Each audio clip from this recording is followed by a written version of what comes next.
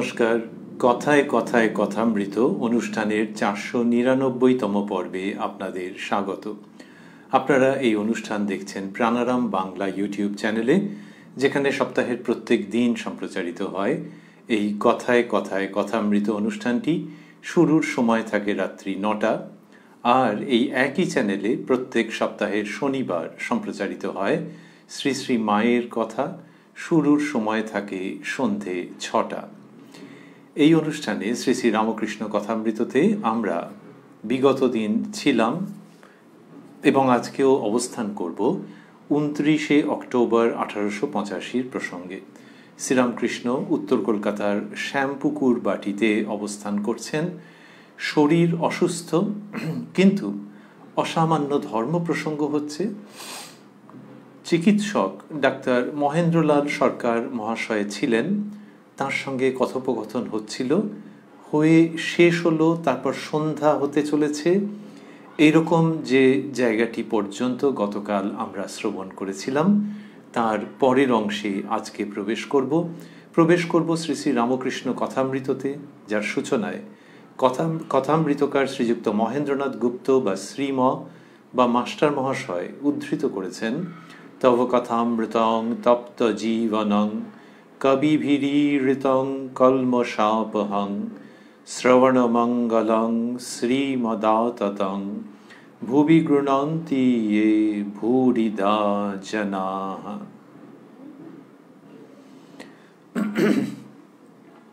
সন্ধ্যা হইল। ঠাকুর ঈশ্বর চিন্তায় মগ্ন হইলেন।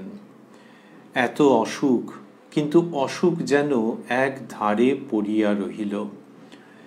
2-4 জন অন্তরঙ্গ ভক্ত কাছে বসিয়া এক দৃষ্টে দেখিতেছেন। ঠাকুর অনেকক্ষণ এই অবস্থায় আছেন। এই যে সন্ধ্যের সময় শ্রীরামকৃষ্ণ ঈশ্বর চিন্তা করেন, কিন্তু এখন তো শরীর খারাপ, অনেকটাই খারাপ, কিন্তু অন্তঃকরণ তার প্রসঙ্গ আলাদা। সেই জন্য আমরা দেখছি কথামৃতকার লিখছেন যে ঈশ্বর চিন্তায় মগ্ন হয়েছেন এবং এত অসুখ, কিন্তু অসুখ যেন এক ধারে পড়িয়া রহিল। শ্রীরামকৃষ্ণকে যখন তিনি দর্শন করছেন কথামৃতকার মাস্টারমশাই, তখন বুঝতে পারছেন যে ইনি সেই পূর্ববৎ আনন্দে মগ্ন হয়ে রয়েছেন অন্তর জগতে। তাহলে শরীরের অসুখ সে কোথায় এক ধারে পড়ে আছে, এবং এরা কি করছেন? এক দৃষ্টে দেখছেন। তারপর ধীরে ধীরে ঠাকুর এই প্রকৃতিতে ফিরছেন। লিখছেন মাস্টারমশাই, ঠাকুর প্রকৃতিস্থ হইয়াছেন। মণি কাছে বসিয়া আছেন, তাহাকে একান্তে বলিতেছেন, দেখো অখণ্ডে মন লীন হয়ে গিয়েছিল। তারপর দেখলাম সে অনেক কথা, ডাক্তারকে দেখলাম, ওর হবে কিছুদিন পরে, আর বেশি ওকে বলতে টলতে হবে না। আর একজনকে দেখলাম, মন থেকে উঠল তাকেও নাও, তার কথা পরে তোমায় বলবো। ওই যে বলছেন যে 2-4 জন অন্তরঙ্গ ভক্ত কাছে বসে আছেন, তারই মধ্যে মাস্টারমশাইকে আলাদাভাবে বলছেন শ্রীরামকৃষ্ণ। আর মাস্টারমশাই মাঝে মাঝেই যেরকম মণি নামটি ব্যবহার করে থাকেন, যে আর এক প্রস্থ ছদ্মনাম ব্যবহার হিসেবে, সেরকমই এখানে করেছেন। তো ঠাকুর তাকে অন্তরঙ্গভাবে বলছেন যে তার মন অখণ্ডে লীন হয়ে গিয়েছিল। এই যে অখণ্ডে মন লীন হয়ে যাচ্ছে, আবার এই জগতে ফিরছেন তিনি। শ্রীরামকৃষ্ণই বলতেন অনুলোম বিলোম। অনুলোম মানে লীলা থেকে নিত্য, আর বিলোম নিত্য থেকে লীলায় প্রত্যাবর্তন। আবার বলতেন যে রাজার ছেলে যদি 7 তলা বাড়ি থাকে, সে সব জায়গায় যাতায়াত করতে পারে। ঈশ্বরকোটি, অবতারাদি এরা রাজার বেটা, এইভাবে বলতেন। সমস্ত তলায় যাতায়াত করছে মানে হলো যে ওই আবার 1 তলা থেকে 7 তলা, লীলা থেকে নিত্য, আবার নিত্য থেকে লীলায়, এইরকমভাবে যাতায়াত করতে পারে। তা শ্রীরামকৃষ্ণ তার মন, তিনি বলছেন যে অখণ্ডে মন লীন হয়ে গিয়েছিল। তারপর দেখলাম সে অনেক কথা, মানে বলে উঠতে পারছেন না, যেন কুলোচ্ছে না। আর বললেন যে ডাক্তারকে দেখলাম, ওর হবে কিছুদিন পরে। আসলে ডাক্তারবাবু নানান রকম করেন, তো মাঝে মাঝে ভালো কথা বলেন, একটা বোধের কথা বলেন, আবার এক এক সময় কীরকম অস্থিরতাজনিত কথা বলেন যেন।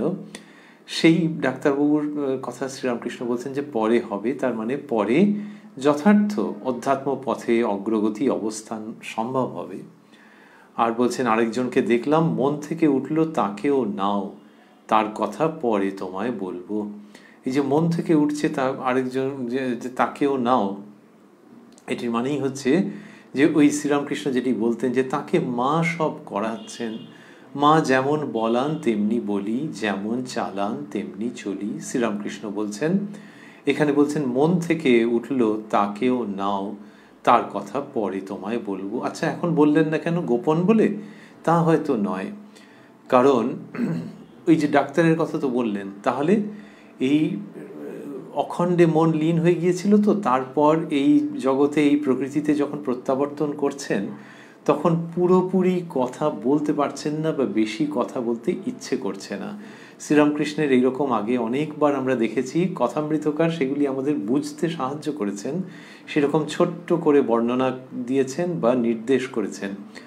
সেইখান থেকে অনুমান করা যায় বা বোঝা যায় যে পুরোটা বলতে পারছেন না। ওই যে বললেন তারপর দেখলাম সে অনেক কথা, এই যে মাস্টারমশাইকে তো একান্তে বলছেন মানে অন্যেরা শুনতে পাবেন না, কিন্তু ওই শ্রীরামকৃষ্ণের ওই রকম একটা অর্ধবাহ্য দশার মতো সেখানে পুরোটা বলতে পারছেন না। এইবার ধীরে ধীরে যখন এই জগতে আসছেন তখন আবার কথা বলছেন। আরেকটি আমরা লক্ষ্য করছি, তিনি বলছেন দেখো অখণ্ডে মন লীন হয়ে গিয়েছিল শব্দটি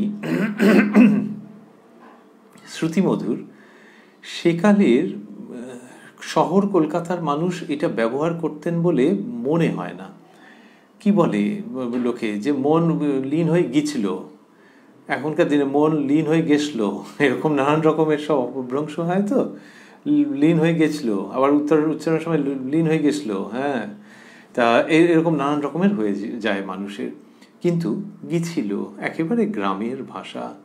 এই যে গ্রামের ভাষা বলছেন শ্রীরামকৃষ্ণ, আবার তার মন অখণ্ডে লীন হয়ে যাচ্ছে। তা গ্রামের লোকের কি অখণ্ডে মন লীন হতে পারে না? নিশ্চয়ই পারে। কিন্তু শ্রীরামকৃষ্ণ যা বলছেন এখানে দেখছি যে মাস্টারমশাই শুনছেন, এই রকম একজন শিক্ষিত মানুষ একসময় 3টে স্কুলে একসঙ্গে হেডমাস্টারই করেছেন, তিনি শুনছেন। আগে ডাক্তারবাবু শুনেছেন, এই 29শে অক্টোবরের প্রসঙ্গ আমরা শুনেছি, এবং কত উচ্চ বিচার সব হয়েছে। এই সবগুলো যিনি করছেন, তিনি গ্রামের ভাষায় বলছেন মন অখণ্ডে লীন হয়ে গিয়েছিল।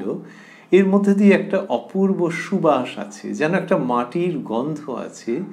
যে আর অন্যদিক থেকে দেখতে গেলে যে অখণ্ডে লীন এবং গিয়েছিল যখন, তখন গ্রাম শহর জনপদ লোকে যেরকম বলে সমস্ত একাকার হয়ে যাচ্ছে, যেন যে সর্বশ্রেণীর মানুষের জন্য, আপামর জনসাধারণের জন্য, সর্বদেশের জন্য যেন শ্রীরামকৃষ্ণের এই উক্তি থাকছে, এই অভিজ্ঞতা প্রসূত অপূর্ব উচ্চারণ থাকছে। এটা সবার জন্যে। যখন শহরের ভাষায় কথা বলা হয় তখন কি গ্রামের মানুষ ওই কথাগুলোর কান বন্ধ করে রাখেন বা বইয়ের ওই পাতাগুলো পড়েন না? তা নয়। আবার গ্রামের ভাষায় বললে শহরের মানুষ সেটাকে উপেক্ষা করেন? তাও নয়। কিন্তু এইখানে এই অখণ্ডে লীন এবং গিয়েছিল এর মধ্যে একটা অপূর্ব ব্লেন্ড আছে, তাতে কোনো সন্দেহ নেই। শ্রীযুক্ত শ্যাম বসু ও দোকরি ডাক্তার ও আরো 2-1টি লোক আসিয়াছেন, এইবার তাহাদের সহিত কথা হইতেছে। শ্যাম বসু মহাশয় আগে এসছিলেন শ্রীরামকৃষ্ণের কাছে কয়েকদিন আগেই, এবং অনেকটা কথা হয়েছিল তার সঙ্গে। শ্রীরামকৃষ্ণ বিভিন্ন প্রসঙ্গ করেছিলেন, সেগুলি আমরা শুনেছি। আর দোকরি ডাক্তার বলে একজন আছেন, শ্যাম বসু। আহা, সেদিন সেই কথাটি যা বলেছিলেন কি চমৎকার! শ্রীরামকৃষ্ণ সহাস্যে, কি কথাটি গা? শ্যাম বসু, সেই যে বললেন জ্ঞান অজ্ঞানের পারে গেলে কি থাকে? শ্রীরামকৃষ্ণ সহাস্যে, বিজ্ঞান। নানা জ্ঞানের নাম অজ্ঞান, সর্বভূতে ঈশ্বর আছেন এর নাম জ্ঞান, বিশেষ রূপে জানার নাম বিজ্ঞান, ঈশ্বরের সহিত আলাপ তাতে আত্মীয় বোধ এর নাম বিজ্ঞান। কাঠে আগুন আছে, অগ্নিতত্ত্ব আছে, এর নাম জ্ঞান। সেই কাঠ জ্বালিয়ে ভাত রেঁধে খাওয়া ও খেয়ে হৃষ্টপুষ্ট হওয়ার নাম বিজ্ঞান। এটি শ্রীরামকৃষ্ণ সেদিন বলেছেন। এদিন শ্যাম বসু মহাশয়ের আনন্দ দেখে সেটির পুনরুক্তি করছেন, আরও নতুনভাবেও বোঝাচ্ছেন। আমরা এটি অনেকবার পেয়েছি কথামৃতের মধ্যে। শ্রীরামকৃষ্ণের শ্রীমুখের উক্তি যে প্রথমে মানুষ দ্বৈত জগৎকে দেখছে, তারপর যদি তার সাধনা থাকে এবং সেই সাধনায় সিদ্ধি লাভ করে, কীরকম হতে পারে, সে অদ্বৈত চৈতন্যে উপনীত হয়। এটি বললেন, নানা জ্ঞানের নাম অজ্ঞান, সর্বভূতে ঈশ্বর আছেন, এর নাম জ্ঞান। এই যে ঈশ্বর আছেন, এখানে শ্রীরামকৃষ্ণ এই অদ্বৈত চৈতন্যের কথাই বলছেন, যে সেটি যখন জানা হয়ে যাচ্ছে তখন তার নাম জ্ঞান, কিন্তু তারপরেও যাওয়া বাকি। বিশেষ রূপে জানার নাম বিজ্ঞান। এইবার বললেন, এমনিতে বিশেষ রূপে জানাকে বিজ্ঞান এরকম তো মানুষ জানেই, বলেই থাকে, কিন্তু শ্রীরামকৃষ্ণ যেটি বলছেন সেটি প্রায় অভিনব একটি উচ্চারণ হিসেবে আসছে। বিশেষ রূপে জানার নাম বিজ্ঞান, ঈশ্বরের সহিত আলাপ, তাতে আত্মীয়বোধ, এর নাম বিজ্ঞান। ওই যে তার সঙ্গে যখন বিশেষ রূপে আলাপ হচ্ছে, আত্মীয় বোধ হচ্ছে, তখন বিজ্ঞান। শ্রীরামকৃষ্ণ বলছেন যে ছাদে ওঠা, সিঁড়িগুলো ধাপ ছাড়িয়ে ছাড়িয়ে ছাদে ওঠা। কেউ কেউ ছাদে উঠে দেখে, দেখে মানে তার বোধ হয় যে ছাদ যে বস্তুতে তৈরি, সেই ইট চুন সুরকিতে সিঁড়িগুলোও তৈরি। ওই যে ছাদে উঠে বোধ হচ্ছে, সেটাই এখানে আবার এইভাবে বলছেন যে ঈশ্বরের সহিত আলাপ, তাতে আত্মীয়বোধ, এর নাম বিজ্ঞান। আলাপ কখন বলা হয়? যখন একজনের সঙ্গে বেশ ঘনিষ্ঠতা হয়, একজনকে চিনি, উনিও আমায় চেনেন, কথা হয়েছে, এটা একরকম। আর আলাপ হয়েছে, তার মানে একটা অন্তরঙ্গতার সুর আছে তার মধ্যে, ঈশ্বরের সঙ্গে সেটি হয়। ঈশ্বর মানে এই যে জ্ঞানের কথা বলা হলো, হ্যাঁ, সেই সচ্চিদানন্দতে উপনীত হওয়ার পরে তাঁর সঙ্গে কোট আনকোট তাঁর সঙ্গে আলাপ হয়, অন্তরঙ্গতা, আত্মীয়তা হয়, এবং তখন এই দ্বৈত জগৎকে নতুন রূপে দেখতে পাওয়া যায়, সচ্চিদানন্দময় দেখতে পাওয়া যায়, কিন্তু দ্বৈত ভাব বজায় থাকে। নাম রূপাত্মক জগৎ, শুধু চৈতন্য নয়, জগৎকে ভ্রম বলে মনে হচ্ছে না, তখন জগৎকে ওই চৈতন্যময় এবং নাম রূপও থাকছে। এইটি হচ্ছে সেই বিজ্ঞানের অবস্থা, যেটি বিশিষ্টাদ্বৈত ভাব নয়। শ্রীরামকৃষ্ণ এটির কথা বলছেন, এবং তারপরে কিরম সুন্দর করে বললেন যে কাঠে আগুন আছে, অগ্নিতত্ত্ব আছে, এর নাম জ্ঞান। সেই কাঠ জ্বালিয়ে, এইবার হলো যে কাঠে এটা আছে, এটা জানো মানে ঠিক ঠিক জানো, জ্ঞান, তারপরেও আছে। আর এই কাঠ আছে তো চলো জেলে ওতে ভাত ফাত রাঁধা যাক। সেই কাঠ জ্বালিয়ে ভাত রেঁধে খাওয়া ও খেয়ে হৃষ্টপুষ্ট হওয়ার নাম বিজ্ঞান। কি সুন্দর করে এইটা নিয়ে আসছেন, যে হৃষ্টপুষ্ট হওয়া, সেই রকমভাবে আধ্যাত্মিকভাবে ঋদ্ধ হওয়া, সেটি বিজ্ঞান, যেটি জ্ঞানেরও পরে অবস্থিত। শ্যাম বসু মাস্টারমশাই লিখছেন, শ্যাম বসু সহাস্যে। আর সেই কাঁটার কথা শ্রীরামকৃষ্ণ সহাস্যে, হ্যাঁ, যেমন পায়ে কাঁটা ফুটলে আরেকটি কাঁটা আহরণ করতে হয়, তারপর পায়ের কাঁটাটি তুলে দুটি কাঁটা ফেলে দেয়, তেমনি অজ্ঞান কাঁটা তুলবার জন্য জ্ঞান কাঁটা জোগাড় করতে হয়। অজ্ঞান নাশের পর জ্ঞান অজ্ঞান দুই ফেলে দিতে হয়, তখন বিজ্ঞান। এটি আগের দিন বলেছেন, ওই পায়ে কাঁটা ফোটা, তাহলে যদি একটা কাঁটা ফোটে তাহলে সেটাকে তোলবার জন্য, প্রিক করবার জন্য আরেকটা কাঁটা লাগবে। এবার দুটোকেই যখন তোলা হয়ে গেল, তখন ওই দ্বিতীয় যে কাঁটা সেটাকেও কেউ রেখে দেয় নাকি, দুটোই ফেলে দিল। সেই রকম অজ্ঞানকে উৎপাটনের জন্য জ্ঞান, তারপর জ্ঞান অজ্ঞান দুটিকেই সরিয়ে রেখে বিজ্ঞানের জন্য যত্নশীল হওয়া। তাই এটাই বললেন যে তেমনি অজ্ঞান কাঁটা তুলবার জন্য জ্ঞান কাঁটা জোগাড় করতে হয়, অজ্ঞান নাশের পর জ্ঞান অজ্ঞান দুই ফেলে দিতে হয়, তখন বিজ্ঞান। আর এই যে ঠাকুর এটি বলেন, এর মধ্যে একটা সুন্দর দিক আছে, সেটা হচ্ছে পায়ে কাঁটা ফুটলে বলে প্রসঙ্গের শুরু। উড়ে বাবা, পায়ে কাঁটা ফুটলে সাংঘাতিক, লোকে বলে খচখচ করছে, এবং যতক্ষণ না সেটাকে দূর করতে পারছে তখন কোনো কাজ করা যায় না, আরও ভয় লাগে যে আরও কাঁটাটা ঢুকে যাবে না তো। এইটা হচ্ছে অজ্ঞানের অবস্থা। এটা কি যে কোনো মানুষের হচ্ছে না? হচ্ছে না, কিন্তু অনেকের হচ্ছে। তার যিনি বুঝতে পারছেন যে এই সংসারের অসারতা, তার মধ্যে ডুবে যাওয়া মানেই কাঁটা ফুটে গেল, যা পায়ে কাঁটা ফুটে গেল, সেই রকম অবস্থা, এবং ওটাকে বের না করতে পারলে শান্তি নেই, আনন্দ নেই। তো ওই কাঁটাকে বের করতে হবে। এই যে সংসার যে অসার তার মধ্যে ঢুকে বসে আছে, তো তার জন্যে জ্ঞান বিচার করছে। জ্ঞান বিচার করে সেইটি হচ্ছে জ্ঞান কাঁটা। এই কাঁটাটা ভালো, এই কাঁটাটা নিয়ে সে ওই অজ্ঞানকে, তার মানে কি বিচারের দ্বারা ওই ওই ওই কাঁটাটাকে, ওই সংসারে আসক্তি, মোহ, অ্যাটাচমেন্ট যেটাকে বলা হচ্ছে, সেইটির যে অজ্ঞান কাঁটা সেটাকে উঠিয়ে দিতে হবে। উঠিয়ে দিলে তবে শান্তি। কিন্তু আরও পথ যেতে বাকি, এরপরেও আছে। যার স্বীকৃতিতে আছে, যার সংস্কারের মধ্যে আছে তার হবে, ভগবানের সচ্চিদানন্দের আশীর্বাদ যার উপরে আছে তার হবে। সেইখানেই হলো যে ওই জ্ঞান ছাড়িয়ে তারপরে বিজ্ঞান, সেটির জন্য প্রযত্নশীল হতে হয়। শ্রীরামকৃষ্ণ বলছেন তখন বিজ্ঞান। মাস্টারমশাই লিখছেন, ঠাকুর শ্যাম বসুর উপর প্রসন্ন হইয়াছেন। শ্যাম বসুর বয়স হইয়াছে, এখন ইচ্ছা কিছুদিন ঈশ্বর চিন্তা করেন। পরমহংসদেবের নাম শুনিয়া এখানে আসিয়াছেন, ইতিপূর্বে আরেকদিন আসিয়াছিলেন। এই যে ইতিপূর্বে আরেকদিন আসিয়াছিলেন, এ তো জানাই আছে, তার কথামৃতের মধ্যে তো আমরা পেয়েছি। তাহলে মাস্টারমশাই লিখলেন কেন? যখন প্রকাশ করেছেন তিনি ভাগে ভাগে প্রকাশ করেছেন, তো 5টি ভাগে, তখন পরের কথা আগে, আগের কথা পরে, এরকম দিয়েছেন। তো সেই জন্যে এইটি যদি আগে দিয়ে দিচ্ছেন, তখন লিখছেন যে আরও একদিন শ্যাম বসু এসেছিলেন, এইরকম। আর আমরা ধারাবাহিকভাবে যখন পড়ছি আমাদের বুঝতে বেশ সুবিধেই হচ্ছে। শ্রীরামকৃষ্ণ শ্যাম বসুর প্রতি, ওই যে মাস্টারমশাই লিখলেন যে শ্যাম বসু এখন বয়স হয়েছে, শ্যাম বসুর বয়স হয়েছে, এখন ইচ্ছা কিছুদিন ঈশ্বর চিন্তা করেন। এবারে মাস্টারমশাই লিখছেন, আমরা যতটা শুনেছিলাম তারপরে আর কি, শ্রীরামকৃষ্ণ শ্যাম বসুর প্রতি বিষয়ের কথা একেবারে ছেড়ে দেবে। এই যে শ্যামবাবুর এই দিকে মন হয়েছে, সেইখানেই শ্রীরামকৃষ্ণ বলছেন একেবারে পরিষ্কারভাবে, বিষয়ের কথা একেবারে ছেড়ে দেবে। ঈশ্বরীয় কথা বই, অন্য কোনো কথা বলো না। বিষয়ী লোক দেখলে আস্তে আস্তে সরে যাবে।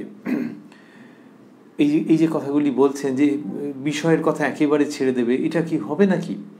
শ্রীরামকৃষ্ণ যখন বলছেন তখন দুটো দিক থাকছে। একটা হচ্ছে যে সেই ব্যক্তির ভিতরটা তিনি দেখতে পাচ্ছেন, সেই জন্য সেই রকমভাবে বলছেন। আরেকটি হচ্ছে যে লোকে যখন বলে,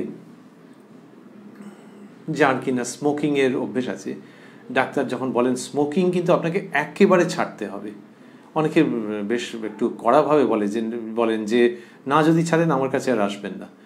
এই যে একেবারে আপনাকে ছাড়তে হবে, তার মানে কিন্তু ডাক্তারবাবু ভাবছেন না যে চেম্বার থেকে বেরোনোর পর আর জীবনে সে খাবে না, কিন্তু যেভাবে উনি বকে টোকে দিলেন, শাসন করে দিলেন, খুব দ্রুত ছেড়ে দেবে এটা আশা করা যায় না। যদি করে নিজে ভুগবে। এইরকমভাবে বিষয়ের কথা একেবারে ছেড়ে দেবে। ওটা ওই জায়গার থেকে বলা যে দ্য সুনার দ্য বেটার। ঈশ্বরীয় কথা বই, অন্য কোনো কথা বলো না। বিষয়ী লোক দেখলে আস্তে আস্তে সরে যাবে। এটা হচ্ছে যিনি প্রাগ্রসর সংসারী বা গৃহস্থ, তার জন্যে বলা। কথামৃতের মধ্যে দিয়ে এটি যখন থেকে যাচ্ছে, তখন বুঝতে হবে যে বহু মানুষের জন্য এর প্রাসঙ্গিকতা আছে। সেই জন্যই শ্রীরামকৃষ্ণের কৃপায় এটি প্রকাশিত জগতে। ঈশ্বরীয় কথা বই, অন্য কোনো কথা বলো না। এই যে বাক সংযম, সেইটির প্রসঙ্গ এখানে আসছে যে বেকার কথা বলো না, তাতে শক্তি ক্ষয়। এটিও সেই জায়গায় যে যত তাড়াতাড়ি পারো এটিতে প্রতিষ্ঠিত হও। আবারও যদি আগেরটিতে ভাবি যে বিষয়ের কথা একেবারে ছেড়ে দেবে, আচ্ছা বিষয়ের কথা যদি ছেড়েই দেয়, তাহলে লোকটার যে পেশা, মানুষটার যে পেশা, তার যে উপার্জন, তার যে সামাজিক কাজকর্ম দায়িত্ব, সেগুলো কিভাবে চলবে? এখানে লোকে অনেক সময় ভাবে যে ওগুলো করতেই হবে, ভাবে যে ওই দায়িত্ব, ওইটাই পুজো, এইসব ভাবে। সেটা যদি সত্যি সত্যি বোধ হয়ে থাকে তাহলে তিনি অনেক দূর এগিয়ে গেছেন। কিন্তু অনেক সময় মানুষের হয় কর্মে আসক্তি রয়েছে, আর সে সেটাকে বলছে পুজো। কেউ যদি এসে বলে, অনেক সময় মানুষে বলে কি যে এই কর্মের জন্য, এই কাজের জন্য বুঝলে আর ভগবানকে চিন্তা করা, এ করা ও করা, মানে এগুলো হচ্ছে না। তোমাদের অনেক সুবিধা আছে, তোমরা তাকে ডাকছো, কিন্তু কাজের জন্য, এটা সে বলছে। তারপরে হয়তো সে এটাও বলে যে কাজটাকেই বুঝলে ভগবানের পুজো হিসেবে নিয়েছি এইসব, কিন্তু এর জন্য না আর সময় বের করা যায় না। ওই ঘুরে ফিরে কাজের উপরে অভিযোগ আসছে। এবার যদি তার কাজ কোনোভাবে কমে যায়, ধরা যাক অফিসে তিনি কাজ করেন, আর তাকে ওই 1 ঘন্টা 1.5 ঘন্টা বেশি থাকতেই হয়, 1 ঘন্টা তো থাকতেই হয়। এইবার যদি আরেকজন লোক এসে গেল এবং দেখা গেল যে একে আর সেই 1 ঘন্টা বেশি থাকতে হচ্ছে না, অথবা যে সময়ের মধ্যে ওই কাজগুলো করতো সেই কাজগুলো সেসব খুব করতো, দক্ষ লোক, এবার আরেকজন এসে গেছে, একজন বলে যে আপনি এত অসুবিধার কথা বলেন, আপনার এই কাজ করে দেবে, অর্ধেক হয়ে গেল আপনার কাজ। তখন বহু ক্ষেত্রেই দেখা যাবে সে মুষড়ে পড়বে যে এই রে, এই লোকটা করে দেবে, আমার কাজটা নিয়ে করবে, না না না না আমি পারবো স্যার, আমি পারবো। তো বলে এই তো বলছিলেন যে আপনার মঠে মিশনে যাওয়া হচ্ছে না, মন্দিরে যাওয়া। আচ্ছা, কেন এরকম করছে? তার 2টো কারণ আছে। একটা হচ্ছে যে ভাবছে এই সেরেছে, এই লোকটা আবার উপরওয়ালার সুনজরে না পড়ে যায়। আরেকটা হচ্ছে এই কার্যের প্রতি আসক্তি আছে, ওই কাজটা করতে ভালো লাগে, সেই জন্য এটাকে অজুহাত হিসেবে খাড়া করে। যিনি করেন না তিনি তো সঙ্গে সঙ্গে মানে মনে মনে নাচতে থাকবেন যে ভগবান মুখ তুলে চেয়েছেন, কিন্তু অন্য বহু মানুষের ক্ষেত্রে দেখা যায় যে ওই কাজটাকে অজুহাত করছে, আসলে মনটা কাজের মধ্যেই রয়েছে। সেখানে শ্রীরামকৃষ্ণ যখন বলছেন যে বিষয়ের কথা একেবারে ছেড়ে দেবে, খুব দ্রুত ছেড়ে দেওয়ার কথাই ধরা যাক তিনি বলছেন, তো সেটা তাহলে কি করে হবে? ওই যদি আসক্তি না থাকে তাহলে ওটা হবে। আর হচ্ছে যে দিলে চলবে কি করে, ঠাকুর শ্রীরামকৃষ্ণই বলেছেন, বিভিন্ন জায়গায় সেটি শেখাচ্ছেন তিনি, যে ঈশ্বরের কাছে প্রার্থনা করবে কর্ম কমিয়ে দেবার জন্য। পরিষ্কার কথা যে যার কিনা সত্যি সত্যি ঈশ্বর প্রাপ্তির জন্য মনের মধ্যে ব্যাকুলতা জেগেছে, সে প্রার্থনা করবে কর্ম কমিয়ে দেওয়ার জন্য, এবং এই কর্ম কমিয়ে দিলে কোথাও কোনো বিপর্যস্ত কেউ হবে না। শ্রীরামকৃষ্ণ বলছেন যে ঈশ্বরের ওই সমস্ত আছে, তিনি কর্ম কমিয়েও দেন যে কিনা সত্যি সত্যি তাকে চায়। তাহলে এই সেই জায়গাটির দিকে যিনি ধীরে ধীরে অগ্রসর হচ্ছেন, সেই শ্যাম বসুকে বলছেন বিষয়ের কথা একেবারে ছেড়ে দেবে, ঈশ্বরীয় কথা বই, অন্য কোনো কথা বলো না। বিষয়ী লোক দেখলে আস্তে আস্তে সরে যাবে। এখন বিষয়ী লোকের সঙ্গে যদি ওর কাজ থাকে কিছু, তাহলে ওরই কোনো ব্যাপার নিয়ে এসছে, ওর ইনভেস্টমেন্ট ইত্যাদি নিয়ে কথা বলতে এসছে, তাহলে তো বোঝাই যাচ্ছে যে তার সঙ্গে কিছু কথা বলতে হবে। কিন্তু আগে কি ছিল যে তার সঙ্গে বসে আরও কিছুক্ষণ বৈঠকি গল্প করছো, সেও কিছু মার্কেটের ওঠানামার কথা বলছে, করছে করে আরও সব এটা ওটা, লোকে বলে বেকার প্রসঙ্গ 4টি চলে এলো। সেইটার সম্পর্কে সাবধান হবে যে ওই বিষয়ী লোক। আর যদি তার সঙ্গে তোমার সরাসরি সম্পর্ক না থাকে তাহলে আস্তে আস্তে কেটে পড়ো। এইটা শ্রীরামকৃষ্ণ বলছেন। আস্তে আস্তে কেন, দ্রুম করে চলে যাবে না কেন?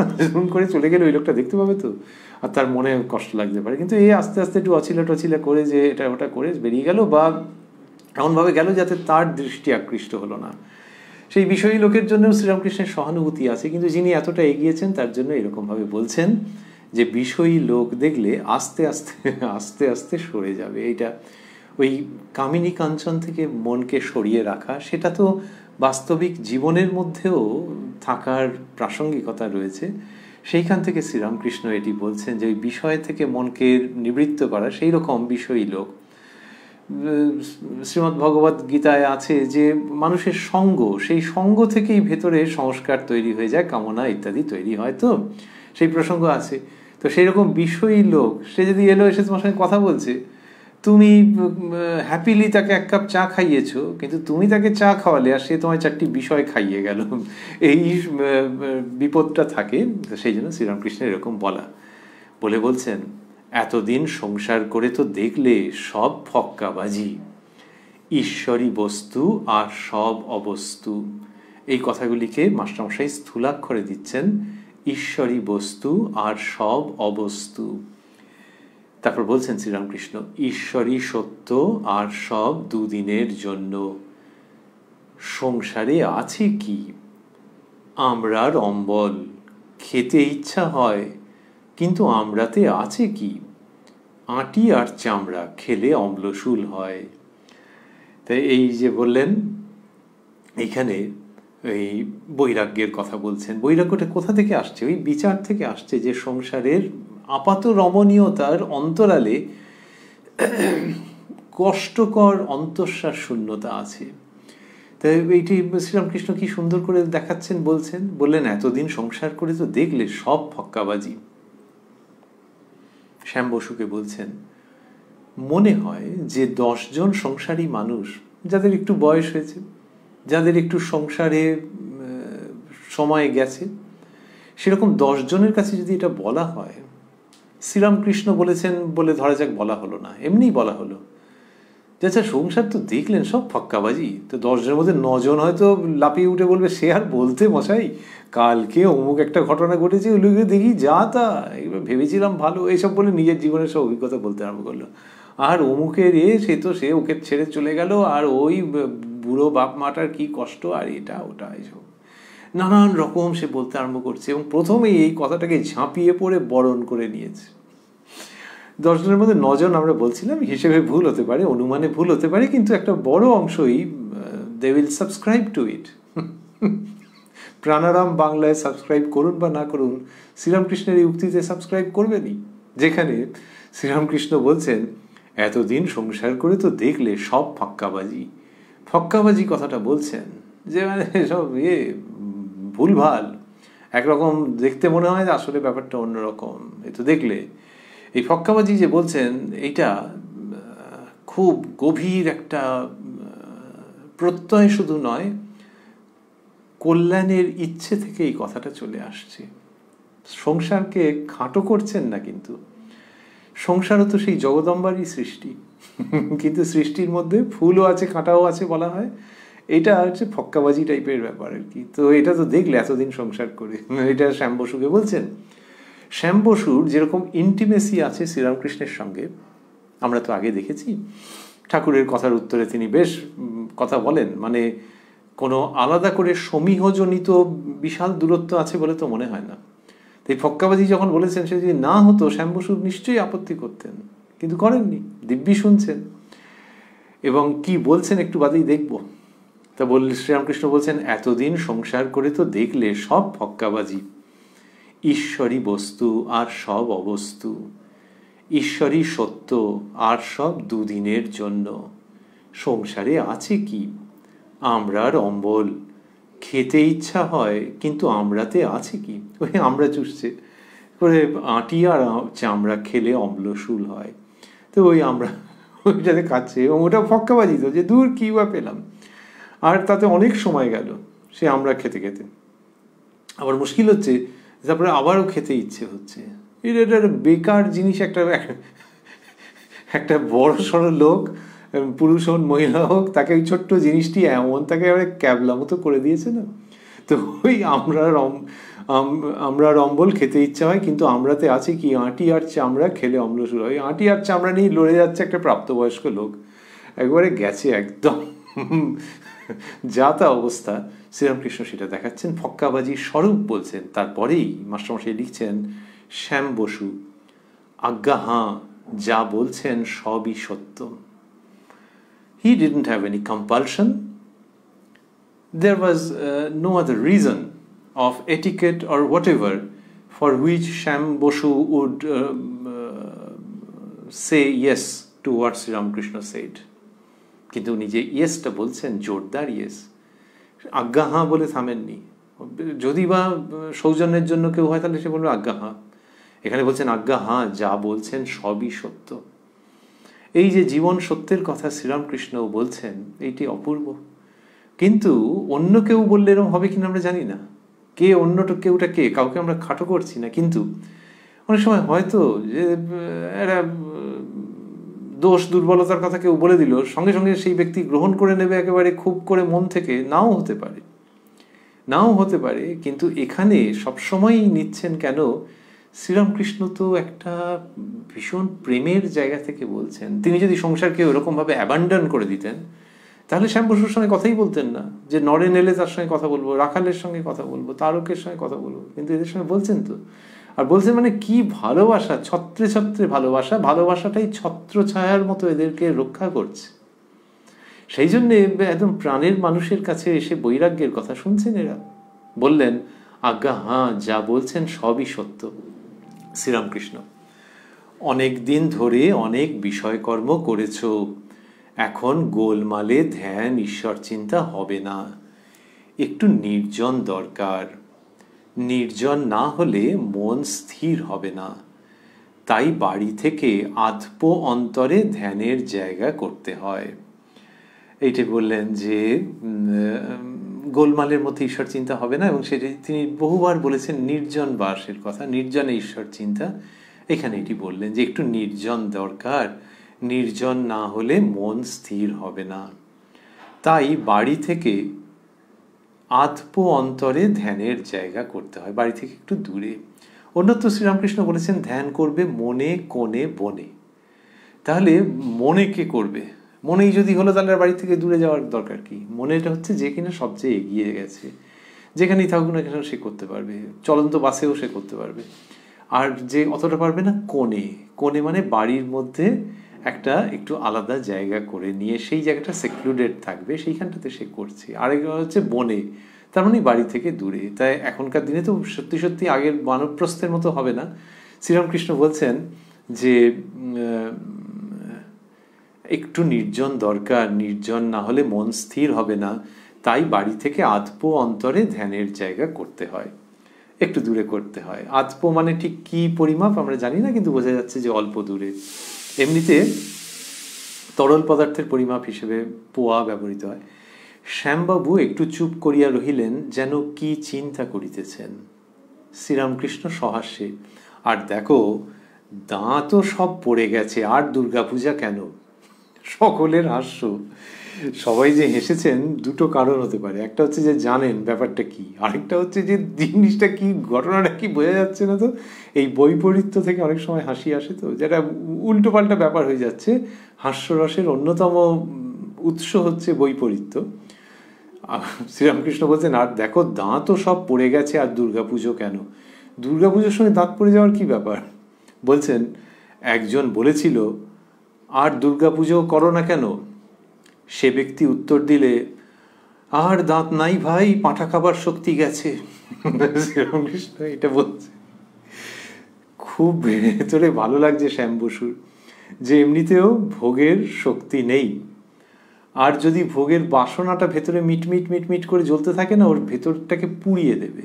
সুতরাং in the fitness of things, সব দিক থেকে দেখতে গেলেই ভোগের ব্যাপারটা ছেড়ে দাও বাবা, সরিয়ে রাখো, বিষয়ীর সঙ্গ পরিহার করো। শ্যাম বসু, আহা চিনি মাখা কথা, কি সুন্দর বলছেন, খুব মিষ্টি কথা এটা বলছেন। এখনকার দিনে লোকে ডায়াবেটিস ইত্যাদি সব মনের মধ্যে আসে, সেগুলো এখানে যদি আমরা ভাবি বেকার, ব্যর্থ। তখনকার দিনের লোকে মিষ্টি জিনিস খেতে ভালোবাসছে। তো বলছেন, আহা চিনি মাখা কথা, শ্যাম বসু বলছেন। এই যে চিনি মাখা কথা বলছেন, এটি শ্রীরামকৃষ্ণের উক্তির সম্পর্কে সর্বতোভাবে প্রযোজ্য। চিনিতে তবু অসুবিধা থাকতে পারে, কিন্তু অমৃত, সেই অমৃত হচ্ছে শ্রীরামকৃষ্ণের উক্তি, কথামৃত। যখন শ্যাম বসু বলেছেন আহা চিনি মাখা কথা, তখন শ্রীরামকৃষ্ণ একটু মজার ভঙ্গিতে আবার একটা দরকারি কথা বলছেন। মাস্টারমশাই লিখছেন শ্রীরামকৃষ্ণ সহাস্যে, এই সংসারে বালি আর চিনি মিশেল আছে। পিঁপড়ের মতো বালি ত্যাগ করে করে চিনিটুকু নিতে হয়। সে যে চিনিটুকু নিতে পারে সেই চতুর। তার চিন্তা করবার জন্য একটু নির্জন স্থান করো, ধ্যানের স্থান।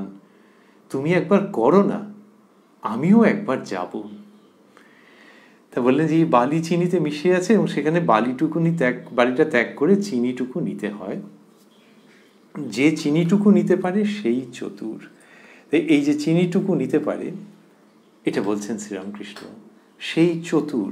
চতুর শব্দটি ওই অর্থে ব্যবহার, যে বুদ্ধিমান। শ্রীরামকৃষ্ণ অন্যত্র বলেছেন যে নিজেকে চতুরভাবে অন্যদিক দিয়ে, সে চতুর নয়। যে কিনা ওই সব সংসারের আসক্তির মধ্যে রয়েছে, কাক নিজেকে খুব চতুর মনে করে কিন্তু পরের গু খেয়ে মরে, এরকম ভাবে বলেছেন। সুতরাং যারা ওই চাতুরি, শ্রুডনেস, ওইগুলোর খুব একেবারে গুণগান করে। আর তাহলে চাতুরির ব্যাপারটা, শব্দটা সা চাতুরি, শ্রীরামকৃষ্ণ বলছেন যে সেই চাতুরি যার দ্বারা ভগবানকে পাওয়া যায়। চাতুরির কথা আসছে কেন? আসছে এই জন্য যে এর মধ্যে বুদ্ধির ব্যাপার আছে। তো বুদ্ধি মানে কলেজ ইউনিভার্সিটি গণ্ডি ডিঙোনোর জন্য যে বুদ্ধি দরকার হয় তার সঙ্গে তুলনা করা হচ্ছে না। এই বুদ্ধি হচ্ছে কি? এই বুদ্ধি হচ্ছে বিচার বুদ্ধি, যে কোনটা ঠিক কোনটা বেঠিক, কোনটা নিত্য কোনটি অনিত্য, কোনটি শ্রেয় কোনটি প্রেয় থেকে অতিক্রান্ত হয়ে শ্রেয়র দিকে যাওয়া, এই বুদ্ধি। সাহা চাতুরি। তা এখানে ওইসব বললেন যে যে চিনিটুকু নিতে পারে সেই চতুর। তারপর বলছেন যে তার চিন্তা করবার জন্য একটু নির্জন স্থান করো, ধ্যানের স্থান তুমি একবার করো না, আমিও একবার যাব। সকলে কিয়ৎকাল চুপ করিয়া আছেন। এইবার শ্যাম বসুর ওই একটা আছে, আমরা আগেও দেখেছি যে তিনি মাঝে মাঝে প্রশ্ন করেন, যে এমন এমন প্রশ্ন যেগুলো কিনা সরাসরি তার জীবনের সঙ্গে বা তার অধ্যাত্ম জিজ্ঞাসার সঙ্গে যুক্ত নয়, কিন্তু করবার জন্য করা। শ্রীরামকৃষ্ণ সাধারণত সেগুলোকে নিবৃত্ত করেন এবং ঈশ্বরের সঙ্গে সরাসরি সম্পর্ক স্থাপনের দিকে উৎসাহিত করেন, অনুপ্রেরণা দেন। এখানে মাস্টারমশাই লিখছেন, শ্যাম বসু মহাশয়, জন্মান্তর কি আছে? আবার কি জন্মাতে হবে? শ্রীরামকৃষ্ণ, ঈশ্বরকে বলো, আন্তরিক ডাকো, তিনি জানিয়ে দেন, দেবেন।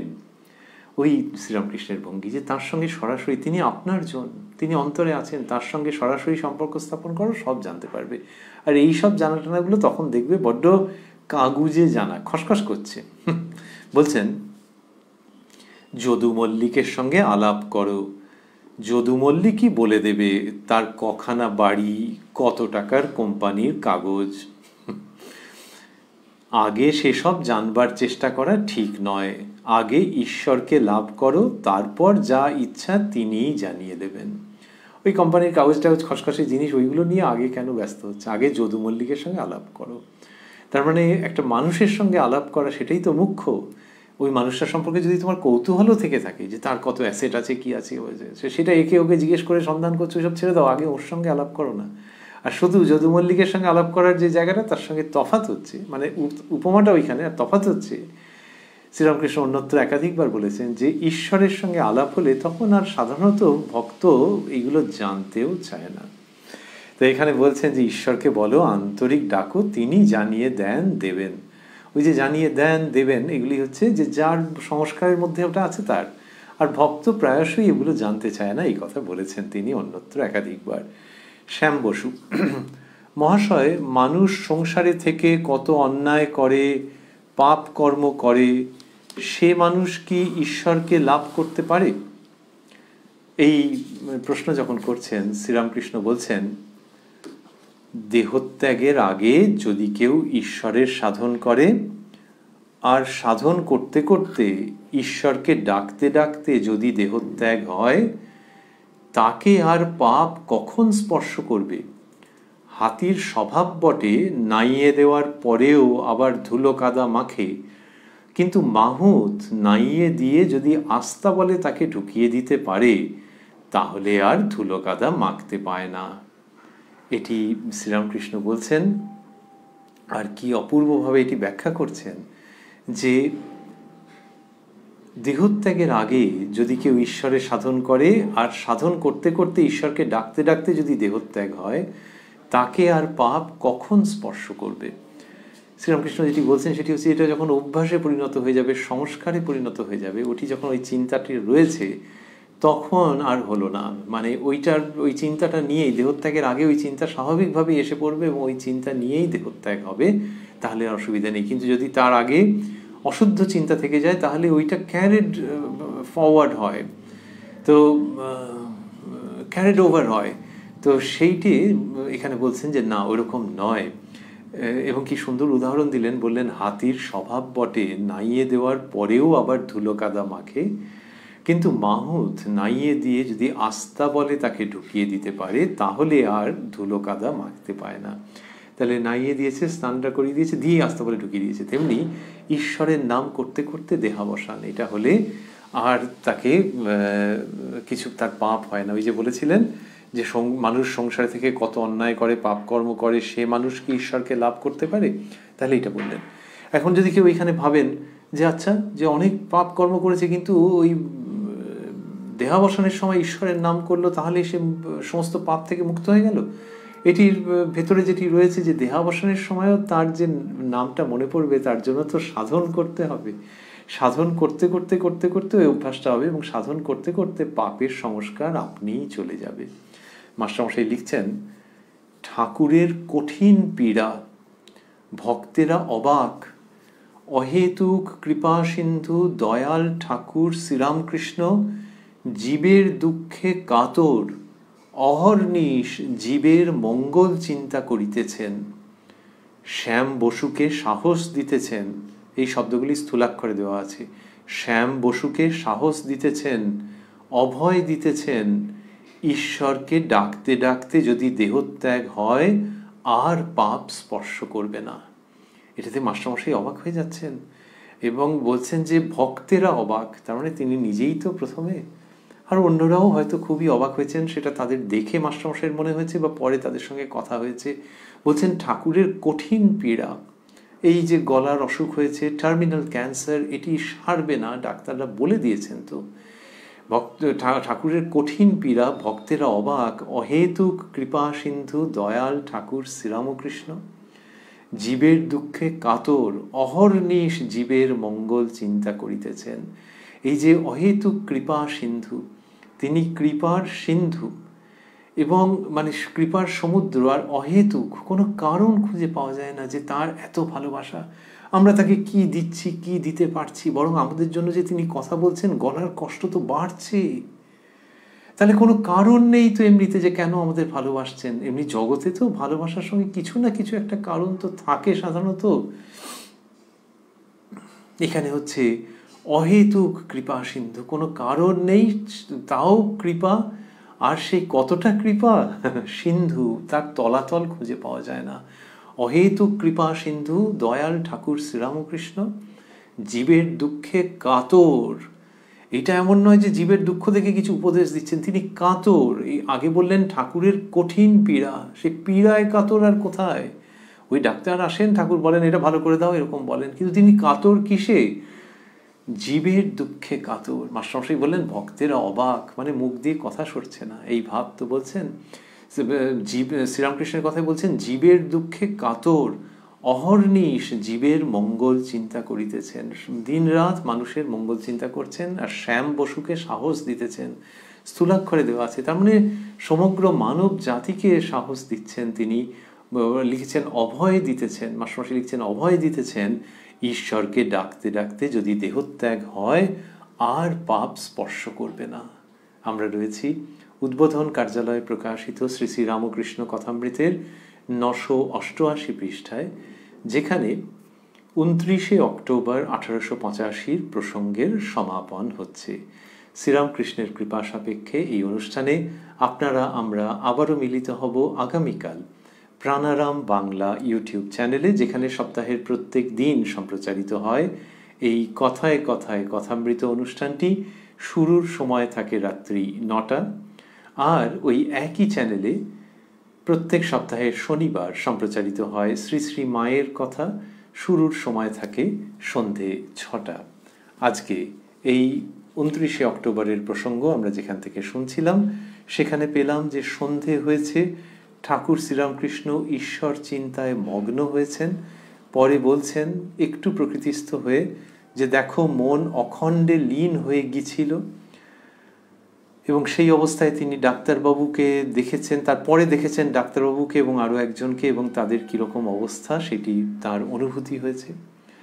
শ্রীযুক্ত শ্যাম বসু এসেছেন তারপরে, তিনি আনন্দ প্রকাশ করেছেন যে শ্রীরামকৃষ্ণ আগে যেদিনকে শ্যাম বসু মহাশয় এসেছিলেন সেদিনকে শ্রীরামকৃষ্ণ জ্ঞান অজ্ঞানের পারে যাওয়া, অর্থাৎ বিজ্ঞানের কথা যেটি বলেছিলেন, তারপর জ্ঞান এবং অজ্ঞান কাঁটা, অজ্ঞান এবং জ্ঞান কাঁটা দুটোই ফেলে দেওয়া, এইসব কথা যে শ্রীরামকৃষ্ণ বলেছিলেন সেটি সম্পর্কে শ্যাম বসু মহাশয় আনন্দ প্রকাশ করলেন। শ্রীরামকৃষ্ণ আবারও ব্যাখ্যা করে করে বললেন সেটিকে পুনরায়, যাতে শ্যাম বসুর মনের মধ্যে ভালো লাগে, মনের মধ্যে দৃঢ়ভাবে সেটি সন্নিবিষ্ট হয়।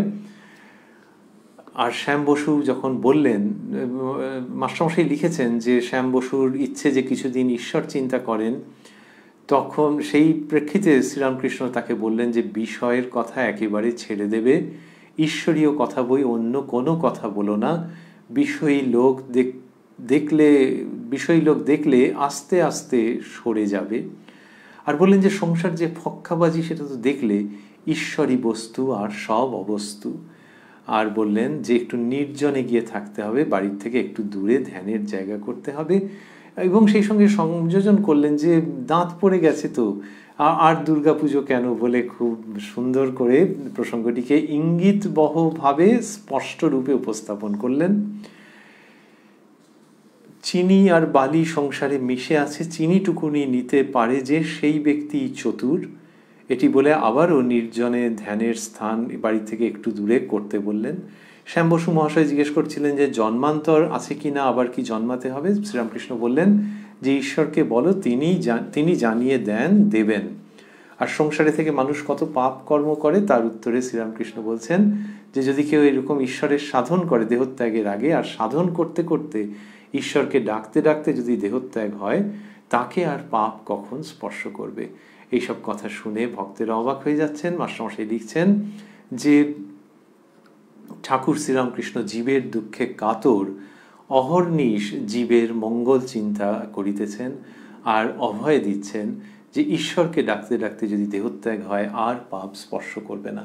শ্যাম বসু মশাই বলেছিলেন যে আহা, চিনি মাখা কথা, এটি আমাদের পুনরায় স্মরণে আসছে যে ভারী মিষ্টি, কিন্তু এই মিষ্টির জন্যে অন্য কোনো রকমের আশঙ্কা নেই, কোনো রকমের ভয় নেই, কোনো রকমের দ্বিধা নেই, কারণ শ্রীরামকৃষ্ণের শ্রীমুখ নিঃসৃত যে কথা আমরা শ্রবণ করছি তা ঠিক শুধু চিনি মাখা নয়, তা অমৃত কথা, তা শ্রী শ্রী রামকৃষ্ণ কথামৃত, তাতে কোনো সন্দেহ নেই। ওং নিরঞ্জনং নিত্যম অনন্ত রূপং ভক্তানুকম্পাধৃত বিগ্রহং বৈ ঈশাবতারং পরমেশমিড্যং তং রামকৃষ্ণং শিরসা নমামঃ। রাম প্রাণারাম প্রাণারাম প্রাণারাম প্রাণারাম প্রাণারাম। কি যেন লুকানো নামে তাই মিষ্ট এত তব নাম। প্রাণারাম প্রাণারাম প্রাণারাম প্রাণারাম প্রাণারাম।